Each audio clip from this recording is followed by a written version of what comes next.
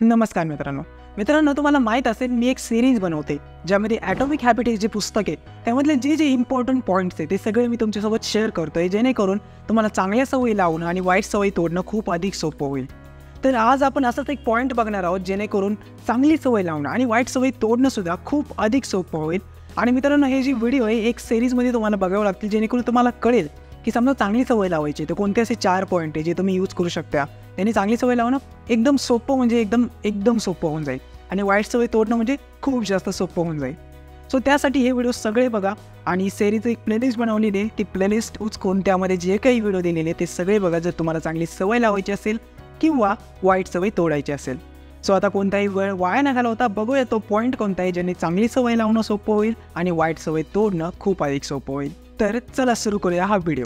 मित्रांनो, तुम्हाला माहीत असेल की भारतामध्ये खूप जास्त लोक शेती करतात, पण त्या कम्पेअरमध्ये अमेरिकेमध्ये खूप कमी लोक शेती करतात. असं का? तर ॲन्सर खूप सिम्पल आहे. जर तुम्हाला माहीत असेल कमेंटमध्ये सांगू शकता. तर ॲन्सर असं आहे की या भारतामध्ये आपल्याकडे जी जमीन आहे ती सुपीक आहे, म्हणजे ती शेतीसाठी खूप चांगली आहे. आपल्याकडे पाऊस चांगला पडतो, आपल्याकडे ऊन चांगलं आहे, आपल्याकडे जे वातावरण आहे ते खूप चांगलं आहे. पण अमेरिकेसारख्या देशांमध्ये शेतीसाठी जे वातावरण पाहिजे ते तसं नाही आहे. जे पीक आपल्याकडे घेतलं जातं ते आपण तिकडे घेऊ नाही शकत. मग मित्रांनो, हे सगळं माहीत करून घेतल्यानंतर मी जर तुम्हाला ऑप्शन दिला की बघा तुमच्याकडे 2 ऑप्शन आहे, तुम्हाला शेती करायची आहे. एक देश आहे अमेरिकेमध्ये करू शकता आणि एक देश आहे तुम्ही भारतामध्ये करू शकता. तर तुम्ही कोणती चॉईस कराल? कमेंटमध्ये नक्की सांगा. तर मोस्टली लोक चूज करतील की मी भारतातच शेती करेल, कारण की भारतात सगळं काही आहे, मला एफर्ट्स कमी करावं लागतील. पण अमेरिकेत जर गेलं तर एफर्ट्स खूप जास्त लागतील. हे जे इकडचं पीक उगवतंय ते तिकडं उगेल की नाही माहीत सुद्धा नाही. तर बघा, आता तुम्हाला चॉईस कळाली की सगळे लोक काय चूज करतील, भारतात शेती करणं. आता थोडंसं ना एक ब्रेन सायन्स समजून सांगतो, एकदम सिम्पलमध्ये सांगतो, काही अवघड नाही. तर बघा, याआधी हे सायन्स मी खूप वेळा समजून सांगितलंय, पण ते मी परत सांगतो. बघा, आपला जो ब्रेन आहे तो अशा गोष्टी चूज करतो ज्यामध्ये सर्वात कमी एफर्ट्स लागतील आणि याला म्हणतात लॉ ऑफ लिस्ट एफर्ट. म्हणजे जेव्हा ब्रेनसमोर 2 चॉईसेस येतात की मला स्टडी करायचं आहे किंवा मला इंस्टाग्राम रील्स बघायचं आहे, तर तेव्हा तो इंस्टाग्राम रील्सच चॉईस करणार, कारण की तिथे सर्वात कमी एफर्ट्स लागतात. स्टडीमध्ये तुम्हाला एफर्ट जास्त लागतात. सो आता जे मी शेतीचं एक्झाम्पल सांगितलं आणि लॉ ऑफ लिस्ट एफर्ट सांगितला, तर त्याचं सवय लावण्याशी काय रिलेशन आहे? बघा, कोणतीही सवय तुम्हाला लावायची आहे तर त्यामध्ये एफर्ट असतात. म्हणजे मला व्यायाम करायची सवय लावायची तर मला एफर्ट करावं लागणार आहे. मला बुक्स रीड करायची सवय लावायची, मला एफर्ट करावं लागणार आहे. आणि एफर्ट कसले की बघा, माझं एक रुटीन चालू आहे, डेली रुटीन आहे काहीतरी, डेली मी काहीतरी गोष्टी करतोय. त्या गोष्टींमधून बाहेर निघून मला एक गोष्ट माझ्या आयुष्यात ॲड करायची आहे. मला बुक्स वाचण्याची सवय ॲड करायची आहे, मला व्यायामाची सवय ॲड करायची आहे.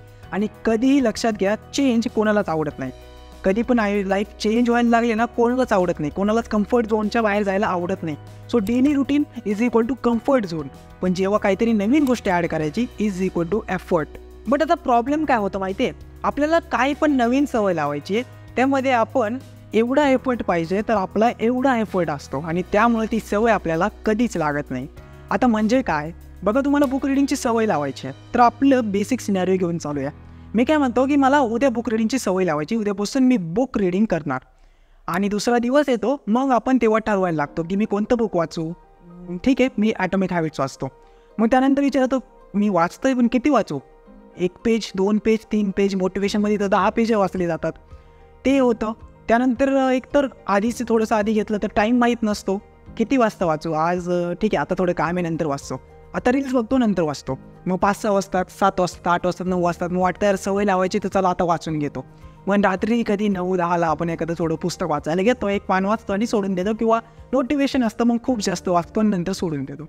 मग असंच काही दिवस चालतं आणि नंतर आपण सोडून देतो. आता इथं काय झालं माहिती का, पहिल्यांदा तुम्हाला एक बुक रिडिंगची सवय लावायची, तो एफर्ट एवढा घ्या. आणि त्यानंतर तुमचं प्लॅनिंग नव्हतं, तो एफर्ट एवढा घ्या. म्हणजे एवढा एफर्ट तुम्हाला करावं लागला. आणि मी काय सांगितलं, जिथं एफर्ट तिथं ब्रेन म्हणतो मला नाही करायचं. मग आता करायचं काय, हा जो आपला एफर्ट आहे तो एवढा आहे ना, जो बुक रिडिंगचा एफर्ट आहे तो एवढा आहे, तो आपल्याला एवढाच ठेवायचा आहे. हा जो प्लॅनिंगचा एफर्ट आहे ना तो काढून टाकायचा.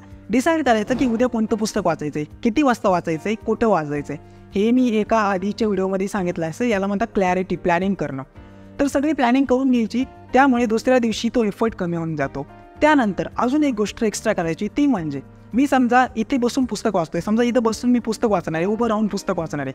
दुसऱ्या दिवशी ते पुस्तक मला इथंच भेटलं पाहिजे. असं नाही की मी कुठेतरी कोपऱ्या कापऱ्यात ठेवून दिलं आहे, मग मला ते सापडावं लागेल, मग मी ते पुस्तक वाचायला घेईन, परत तो एफर्ट एवढा होऊन जाईल. सो एवढाच एफर्ट ठेवायचा.